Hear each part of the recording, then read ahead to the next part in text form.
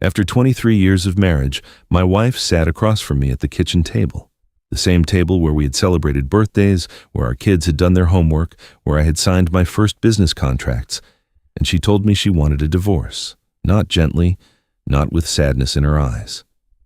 She slid a manila envelope across the table like she was closing a business deal, and she said, "I've already spoken to a lawyer. This is what I want." I opened the envelope slowly. Inside was a list: the house, the investment accounts, the car, primary custody of our 2 children, nearly everything we had built together over more than 2 decades. My lawyer, when I called him that evening, told me to fight. He said I had every right to contest this, that a judge would never give her all of it, that I was throwing my life away if I just rolled over. And then I said something that made him go completely quiet on the other end of the phone. I said, "Let her have it." There was a long pause. He asked me if I had been drinking. I hadn't. He asked me if I was sure. I told him I was more sure about this than I had been about anything in a very long time. What he didn't know, what Sandra didn't know, was that I had spent the last 6 months preparing for exactly this moment. And the one thing she had forgotten, the one detail she had overlooked in her rush to take everything and run, was going to cost her far more than she ever imagined. If you enjoy powerful, emotional stories like this one, make sure you subscribe to Francisco's Stories. New stories are posted every week, and there are plenty more like this one waiting for you. My name is Robert. I turned 51 the spring before all of this happened. I am not a dramatic person by nature. I'm not someone who raises his voice or slams doors or makes grand gestures. I grew up in a quiet house with a father who worked with his hands and a mother who believed that dignity was the most important thing a person could carry. She used to say, "Bobby, you can lose money, you can lose a job, you can even lose a home. But if you lose your dignity, you've lost the thing that holds everything else together." I thought about her a lot in the months leading up to the divorce. I thought about her almost every single day. Sandra and I met when I was 27. She was 24. We met at a mutual friend's barbecue on a Sunday afternoon in late August, and I remember thinking she was the most confident woman I had ever seen. She laughed loudly and didn't apologize for it. She had opinions about everything and wasn't shy about sharing them. I was drawn to that. I had always been the quiet one in the room, and she pulled me out of myself in a way that I had never experienced before. We dated for 2 years and got married in the autumn of the following year. I wore my father's cufflinks. She wore her grandmother's pearls. It was a small wedding, but it was ours, and it felt like the beginning of something real. In the early years, we were genuinely happy. I want to be clear about that, because it would be easy now to look back and rewrite the story, to say that the signs were always there, that it was doomed from the start. But that would not be honest.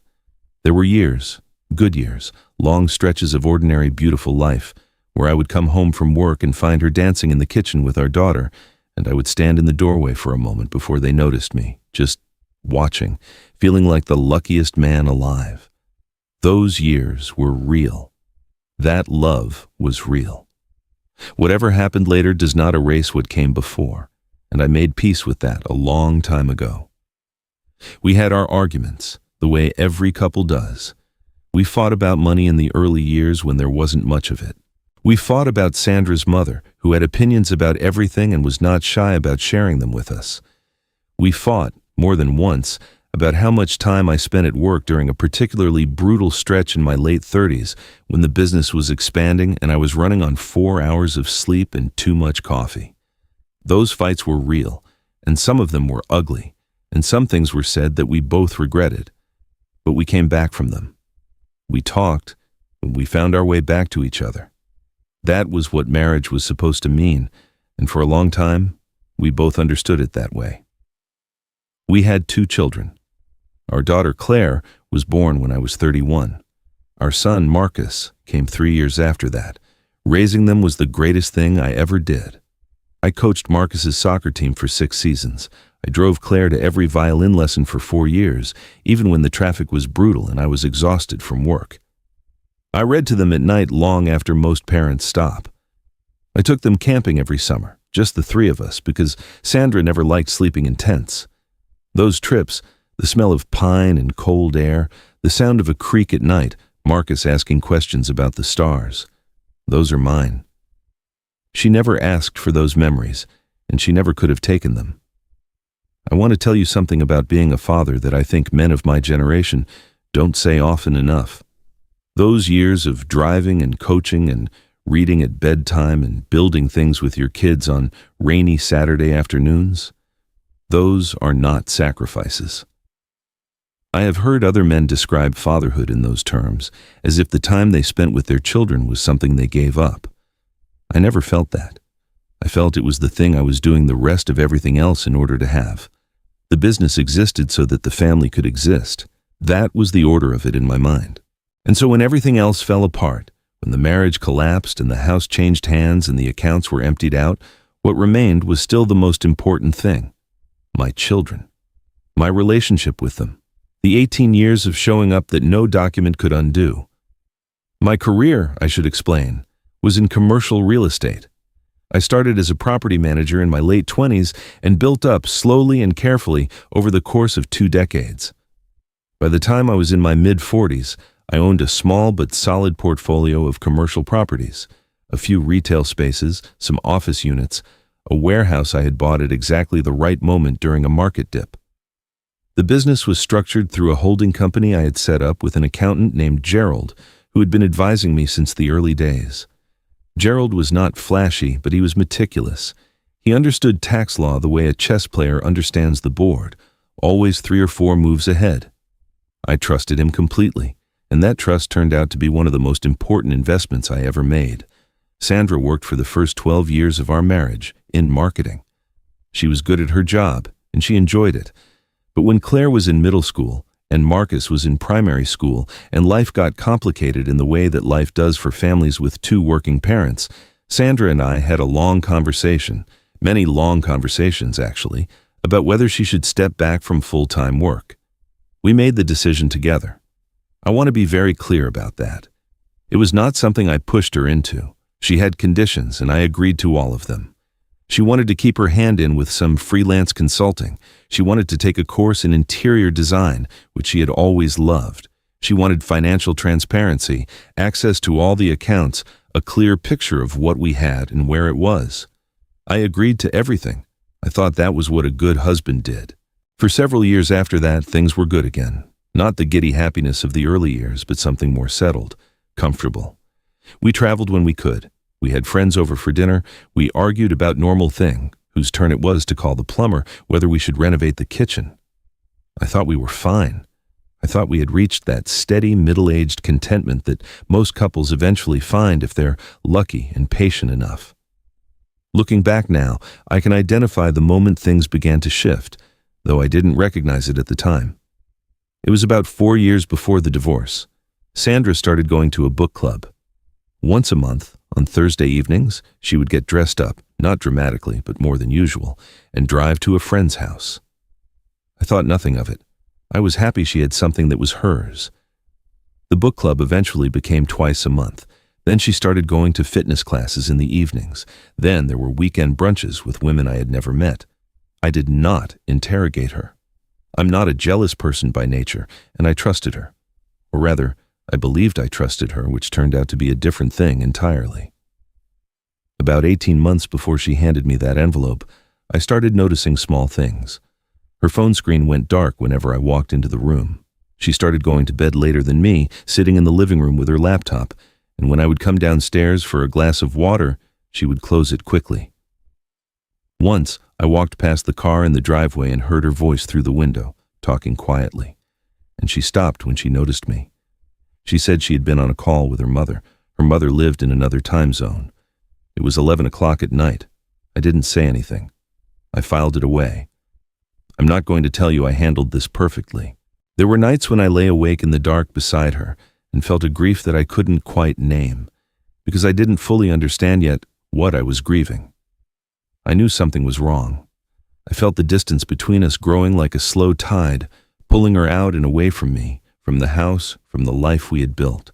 But I am my mother's son, and my mother's son does not make accusations without proof. My mother's son does not cause a scene.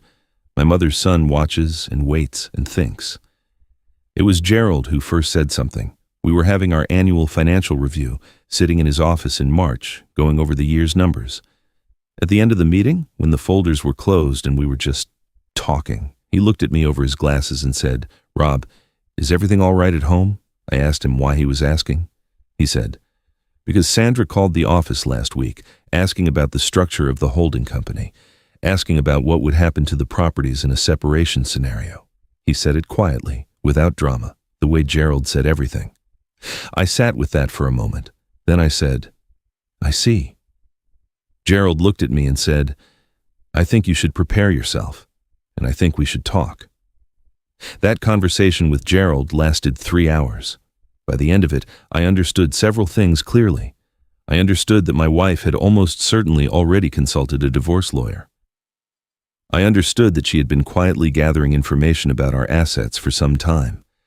And I understood that the way our financial life was structured, the way I had, over many years, built and organized this business, contained certain features that were not immediately obvious to someone looking at it from the outside, features that would only become apparent after a transfer of ownership. Features that Gerald and I had put in place years before for legitimate tax and liability reasons. Features that, if someone took those assets without fully understanding what they were taking, could become a very significant problem. I want to pause here and say something important. I did not set a trap. I want to be absolutely clear about that. Everything in our financial structure had been in place for years. Gerald had built it that way from the beginning, for sound legal and business reasons. I had not anticipated any of this. What I did, in those months after my conversation with Gerald, was simply choose not to explain it. Sandra had access to our accounts. She had seen the statements. She had asked questions. But she had not asked the right questions, and I had not volunteered the answers. That was the difference. I did not deceive her. I simply allowed her to be as thorough as she thought she was, and I watched her be wrong. In the months between that conversation with Gerald and the night Sandra handed me the envelope, I made some careful adjustments to my own position. Nothing dramatic, nothing that could be called hidden or dishonest. I separated certain personal assets that were legitimately mine. A small savings account that had been in my name since before the marriage, some shares I had held for decades, a modest retirement fund in my name only. I spoke to a family lawyer, quietly, without telling Sandra. I made sure I understood exactly what my rights were, what I was legally entitled to, and what I could walk away from without causing myself permanent financial harm. And when I had done all of that, when I had looked at the picture from every angle, I reached a conclusion that surprised even me. I could let her take the big things, the house, the joint accounts, the visible assets that she had fixated on. I could let her take all of it because what she was taking was not what she thought it was. The night she gave me the envelope, I read through her list carefully. I did not react. I folded it and placed it on the table and said, "I'll have my lawyer look at this." She seemed almost disappointed that I wasn't upset. I think she had prepared herself for a fight. I think she wanted the fight in some way, wanted the explosion that would confirm whatever narrative she had built in her mind about who I was and why this was justified. I didn't give it to her. I went upstairs, called my lawyer, and said those words. Let her have it. My lawyer, a man named Philip, who had been in family law for 30 years, argued with me for the better part of an hour. He told me I was making the worst financial decision of my life. He told me a judge would never award her that much. He told me I was giving away money that my children would one day benefit from. I let him finish. Then I said, "Philip, I need you to trust me. I need you to process this agreement, and I need you to make sure that every transfer, every document, every title change is done correctly and completely, with her name on everything, every liability, every obligation, every piece of paper, her name on all of it." Philip went quiet. He was a smart man. He had been in this business a long time, and I think, in that silence, something began to dawn on him. He said, "Rob, is there something you want to tell me?" I said, "No, just do it right." He said, "Consider it done." The divorce was finalized in 7 weeks. Sandra's lawyer, a sharp woman named Diane who had a reputation for aggressive representation, pushed hard and got almost everything on the list. The house, in a nice suburb where we had lived for 14 years, the two joint investment accounts, which together contained about $400,000, the larger of our two cars, and primary custody of Claire and Marcus, with me having them every other weekend, and for a significant portion of the school holidays. I will be honest with you, the custody arrangement was the one thing that hurt. Not the money, not the house. I had made my peace with those. But watching Marcus's face when we sat them down and explained what was happening, watching him try to understand, watching him nod his head slowly in that careful way he had, that was pain of a different kind. Claire cried. She was 17 by then, old enough to understand, and she cried. I held her for a long time. I told them both that nothing between us was changing, that I would be there, constantly, without fail, no matter what the paperwork said. And I meant it. I've kept that promise every single day since. On the day I moved out of the house, I took very little. My clothes, my books, a box of photographs, the camping gear, my father's cufflinks. Sandra watched me load the car from the doorway. She didn't say anything. I didn't say anything either. I got in the car and I drove to a small apartment I had rented near the city, and I sat in the empty living room in the evening light, and I felt something I hadn't expected. Not grief, though grief was there. Not anger, though that was there too, somewhere underneath.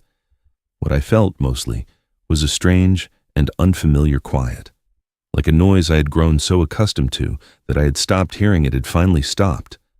The months that followed were not easy. I won't pretend they were. Building a life from scratch at 51 is humbling in ways that are difficult to describe. I cooked for myself for the first time in years and burned things and ate cereal for dinner more than once. I learned to sleep in a smaller bed, in a quieter room. I found a routine, early mornings, work, exercise, cooking, reading, simple things. I called my children every day. I took Marcus to his games. I sat with Claire and helped her study for her university entrance exams. I showed up. I always showed up. That was the thing I could control, and I controlled it completely. There were hard nights. I won't pretend otherwise. There were nights when I would sit in the apartment and the silence would become too loud, and I would think about 23 years of shared evenings, of another person's breathing in the dark, of the familiar rhythms of a life lived alongside someone, and the absence of all of that would feel enormous. I was not the first man to sit alone in a half-furnished apartment at 51, wondering how he had arrived there, and I will not be the last. What I tried to do on those nights, and I did not always succeed, was resist the temptation to make the loneliness mean more than it was. Loneliness is not evidence that you made the wrong choice. It is simply the tax you pay on a major change. It passes, or at least it becomes more familiar, and then you build around it. Sandra, from what I heard through mutual friends and occasionally through the children, was thriving, or at least she appeared to be. There was a man, I had suspected for some time, and the children eventually confirmed it without meaning to, in the way children reveal things, through small, offhand comments that they don't realize are revelations.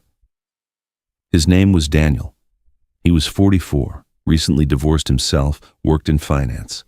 He had apparently been in the picture for longer than I had known. Sandra didn't move him into the house right away. She wasn't that careless. But by the time 3 months had passed after the divorce, he was there most weekends and then most weeknights. And then, as far as I could tell, more or less permanently. I did not dwell on this. I had made my choice, and I lived with it. There is a particular kind of peace that comes from making a deliberate decision and accepting its consequences fully. I had chosen not to fight, not out of weakness, but out of a cold and clear-eyed understanding of what was coming.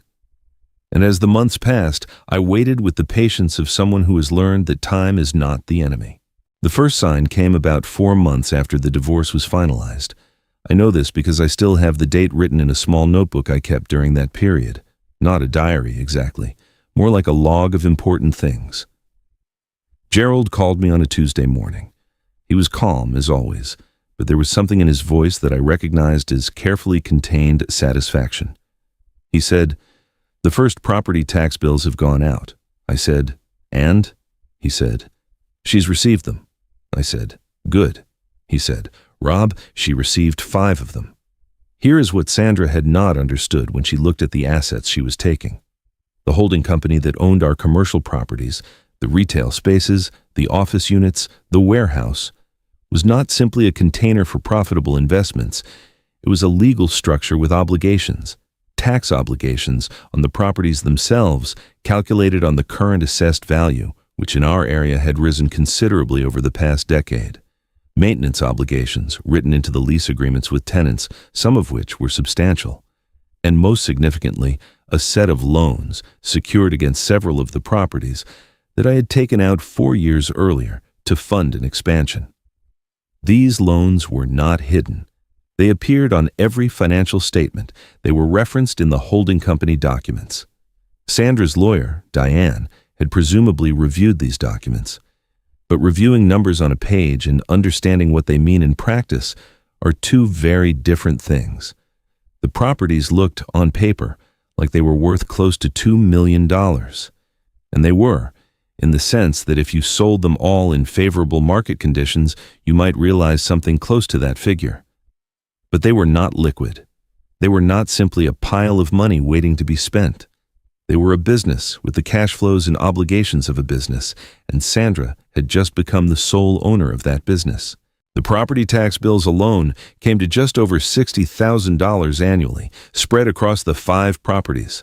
The loan repayments added another $48,000 per year, and the maintenance obligations, a heating system in the warehouse that Gerald had flagged as needing replacement, a roof repair on one of the retail units that had been deferred, were going to require immediate capital expenditure that we had estimated at somewhere between $80,000 and $120,000.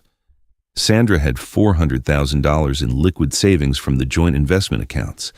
It sounded like a great deal of money. But against the obligations she had inherited, it was perhaps 18 months of breathing room, at best, before the numbers became very difficult to manage. And that was assuming nothing went wrong. That was assuming the tenants all paid on time, the buildings stayed standing, and interest rates didn't move. The second sign came 6 weeks after Gerald's call. Sandra's lawyer, Diane, reached out to Philip. Not to me, to Philip. The message was professional, but the subtext was unmistakable.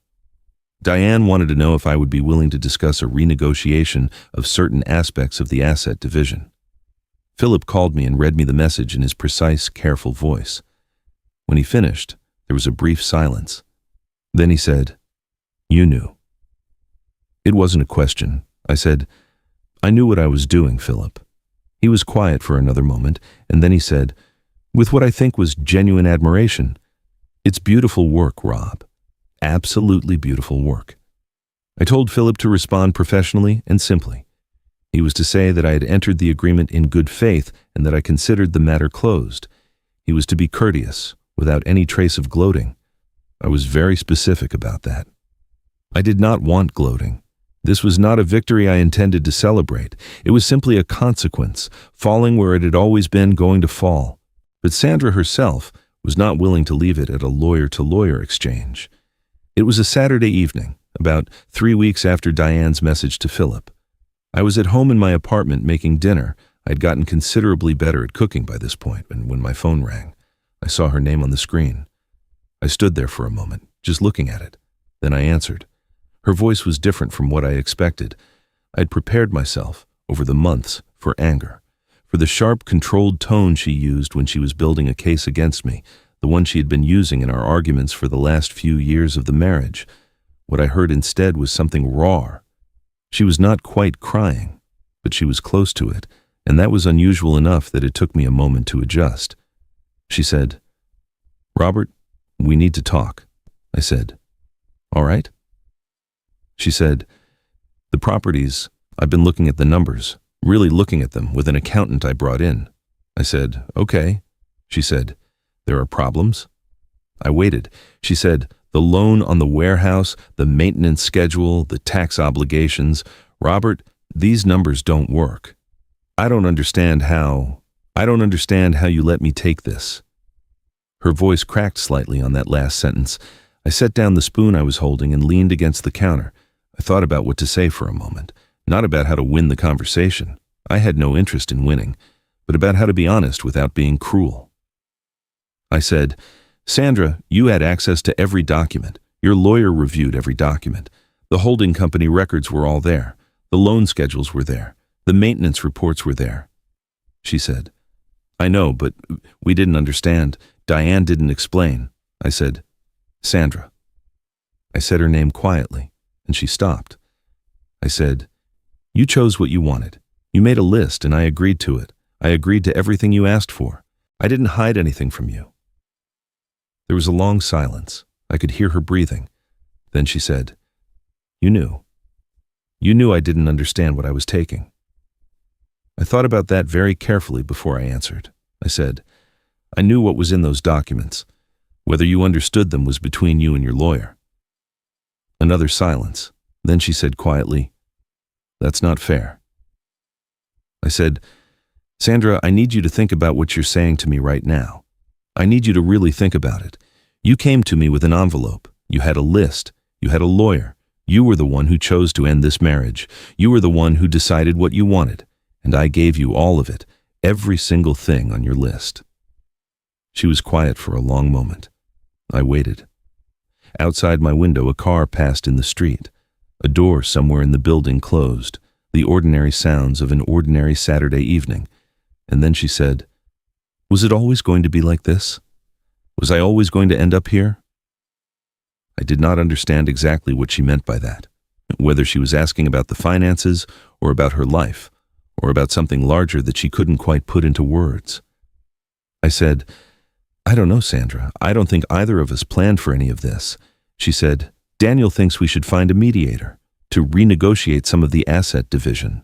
I said, "Sandra, there's nothing to renegotiate. The agreement is final. What you're describing is a new legal proceeding, and I would be defending my position, and I'm confident I would succeed." My voice stayed level. I felt no need to raise it. I felt no heat in my chest. I felt that same still, clear quiet that I had come to know in the months since she had driven out of our marriage with everything she thought she wanted. I said, "I genuinely hope you find a good accountant and a good property manager, and I hope the business works out for you. I mean that sincerely." She said nothing for a moment. Then she said, "How can you be this calm?" I said, "I've had a long time to think about it." She said, "Did you plan this?"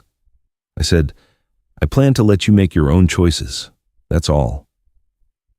We stayed on the phone for another few minutes, talking with a strange, exhausted civility that felt almost like kindness. Before she hung up, she said something I didn't expect. She said, "I'm sorry for how I handled all of this. I'm sorry for that." I held the phone for a moment after she said it. Then I said, "I know." And I meant it. Not as absolution. I wasn't in a position to offer that, and it wasn't what she was asking for, but as a simple acknowledgement. I believed her. The apology came too late to change anything, but I believed it was real, and that mattered to me in a way that's hard to explain. I hung up and stood in my kitchen for a while, the dinner going cold on the stove. I thought about her voice on the phone, that rawness I had heard. I thought about the woman at the barbecue 26 years ago, laughing loudly and not apologizing for it. I thought about our daughter at the violin recital when she was 12, how Sandra had cried and pretended she wasn't, dabbing her eyes with the program. I thought about the years that were real, and the years that were not, and the long, slow process of a marriage becoming something other than what it was. I don't want you to think I am without regret. That would not be true. There are things about my marriage, about who I was in it, and who I became over the years, that I look at honestly and find wanting. There were times I was too absorbed in the business, times when the children needed more of me than I gave, times when Sandra said something in the early middle years that I now understand as a cry for something she wasn't getting, and I deflected it, or minimized it, or told myself it would work itself out. I am not the villain of this story, but I'm not entirely without fault either. Real life is not so simple, and I'm not interested in a version of this story that makes me into someone I am not. What I will say is this: I tried. I tried consistently over the length of that marriage to be a good husband and a good father. I provided for my family. I showed up. I was faithful. I worked hard. I made sacrifices that no one ever counted because they were not visible sacrifices. They were the quiet, daily kind, the kind that don't make a good story, but that add up over decades into the shape of a life. I gave that marriage 23 years of my best effort, and when it ended, I chose to end it with my dignity intact. My mother would have understood. In the 18 months after the phone call, Sandra's situation became increasingly complicated. This is not a happy detail. I take no pleasure in it. The warehouse roof needed replacing sooner than anticipated, and the cost came in at the higher end of Gerald's estimate. One of the retail tenants closed their business and broke their lease, creating a period of lost income and legal costs to pursue the matter. The loan repayments continued, inflexible, every month. Daniel, the man she had left me for, turned out to be considerably better at talking about money than he was at actually having it. By the end of the second year after the divorce, Sandra had sold 2 of the 5 properties. This was probably the right decision. I heard about it from Marcus, who mentioned it in passing, the way he mentioned most things about his mother's life, briefly, carefully, not wanting to cause pain in either direction. I did not gloat, not once, not privately, not even in the part of the mind where no one is watching. The ability to feel no triumph in someone else's difficulty is something I worked at, consciously, and I think I mostly achieved it. What I felt instead was something closer to sadness. The same sadness I had been carrying for years, the sadness of watching something that had been good become something that was not, and understanding that neither of you can completely explain how it happened. My life in those 18 months was, by contrast, getting lighter. The apartment had become a home. I had furnished it slowly and with care, choosing things I actually liked rather than things that fit a style someone else wanted. I had a proper kitchen now, and I cooked real meals. I had a small study where I kept my books, and on Saturday mornings I would sit there with coffee and read for 2 hours before doing anything else, and I cannot tell you how much that simple, quiet practice meant to me. The business, freed from the properties that had gone to Sandra, was smaller but more manageable. Gerald and I had restructured it carefully in the months leading up to the divorce, consolidating the assets I had retained into a clean, straightforward arrangement. The income was sufficient, more than sufficient actually. Without the loans and the maintenance obligations attached to the larger properties, the cash flow from what remained was comfortable and predictable. I was not rich, but I was secure. And security, I had learned, is worth a great deal more than it sounds. My relationship with my children deepened in ways I had not anticipated. When you no longer have the background noise of a struggling marriage, when you are no longer expending energy on a relationship that is quietly consuming you, you find that you have more of yourself available for other things. Marcus and I started going to watch football matches together, something we had always said we would do but never quite managed. Claire, in her first year at university, called me more often than I expected, not for advice or money, just to talk the way she used to when she was small. Those phone calls, those easy, unhurried conversations with my daughter about her classes and her friends and the books she was reading were worth more to me than any piece of real estate. There was a particular afternoon, about 2 years after the divorce, that I keep returning to in my mind. Marcus was visiting for the weekend. He was 18 by then, driving himself over, building his own independent life. We had spent the afternoon at a game, and on the way back, we stopped for food, and we sat in a booth in a restaurant we'd never been to before, just talking. He asked me, somewhat awkwardly, the way young men ask difficult things, whether I was all right, whether I was happy. I thought about it seriously before I answered. I said, yes. Not in the way I expected, but yes. He looked at me for a moment, and then he said, I think you handled everything really well, Dad. I just want you to know that. I didn't trust myself to say much after that. I said, thank you. And that was enough. I'm going to tell you something that might surprise you. About a year after the divorce, I went to see a therapist. Not because I was in crisis, not because I was falling apart, but because I had a friend who suggested it, and I thought, at 52 years old, that it might be worth trying. I had spent decades being my mother's son, holding things together, not making scenes, filing things away. The therapist, A quiet man named Stuart, who had an office full of plants, helped me understand some of the ways that quietness had served me and some of the ways it had cost me. He helped me understand that patience is a virtue until it becomes a way of avoiding things. He helped me understand that I had not always communicated what I needed in my marriage, that I had sometimes accepted the slow erosion of things that mattered to me because confrontation felt too dangerous. This was uncomfortable to hear. It was also important. I went every 2 weeks for nearly a year. I think about trust a lot still. I think about what it means to trust someone and how trust can be such a quiet, invisible thing until the moment it breaks. And then you realize that it was actually everything, that the whole architecture of a shared life is built on it. And when it goes, the structure doesn't fall all at once but slowly, room by room, until one day you are standing in an empty house that looks from the outside exactly the same as it always did. I also think about patience, about the difference between patience that is active, that watches and waits and understands, and patience that is passive, that simply endures. In the last years of my marriage, I was practicing the passive kind. After the divorce, I began practicing the other, the patience that knows what it is waiting for. I'm not going to stand here and tell you that everything turned out perfectly. Life is not a story with a neat resolution. Sandra and I will always be connected through our children, and that connection has moments of difficulty and awkwardness that I navigate as best I can. The loss of the marriage, the loss of the house, the loss of a shared future I had once assumed. These things left marks. I feel them on certain days, in certain lights. I probably always will. But here's what I can tell you.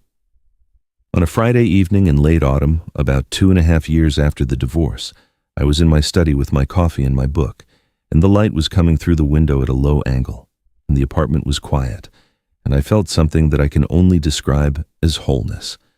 Not happiness exactly. It was deeper than that, and more complex.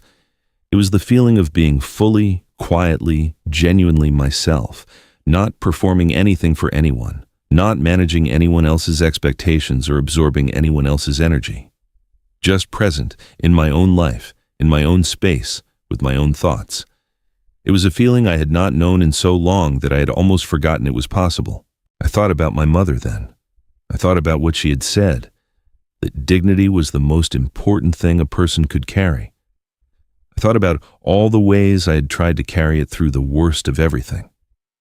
I thought about the envelope on the kitchen table and the quiet drive to my apartment with a box of books and a pair of cufflinks, and the phone call in which I told my lawyer to let her have it. I thought about Sandra's voice on the phone, and the genuine sorrow in it, and the apology that I had chosen to accept. I thought about Marcus in the restaurant booth, and Claire's phone calls, and the camping trips with the smell of pine and the sound of the creek. And I thought, you did not lose this. You chose it, every step of it. You chose to let go of what was already gone. You chose to protect what actually mattered. You chose patience over anger, quiet strength over noise. And here you are. There is something I want to say to anyone who finds themselves where I was. In the middle of a life that is coming apart, looking at a list of things someone wants to take from you. The things they can take are not the things that matter. The house can be taken. The money can be taken. The furniture, the car, the visible markers of a life, all of it can be taken. What cannot be taken is who you are, the work you did, the children you raised, the integrity with which you conducted yourself when things were at their worst, the patience you kept, the dignity you carried. Those things are yours. No one can put them on a list. No one can hand them across a kitchen table in a manila envelope. I turned 54 last spring. I had a small dinner, my 2 children, a handful of close friends, Gerald and his wife, Stuart from the therapy sessions, who had become something close to a friend. We sat outside because the evening was warm, and we ate well and talked late. And at the end of the night, when everyone had gone home, I sat alone on the small terrace of my apartment and looked at the city lights and felt the particular contentment of a man who has been through the fire and come out the other side not unscathed, but upright. My mother was right about dignity. She was right about what it holds together, and she was right that you can lose money and lose a house and lose the version of the future you thought you were going to have. You can lose all of that. And if you keep hold of the one thing that matters, the one thing that no one can put on a list, you come out the other side of even the darkest chapter of your life with something intact that is worth more than everything she took. She thought she had won. She took the house and the savings and the properties. She stood in the doorway and watched me drive away with my boxes.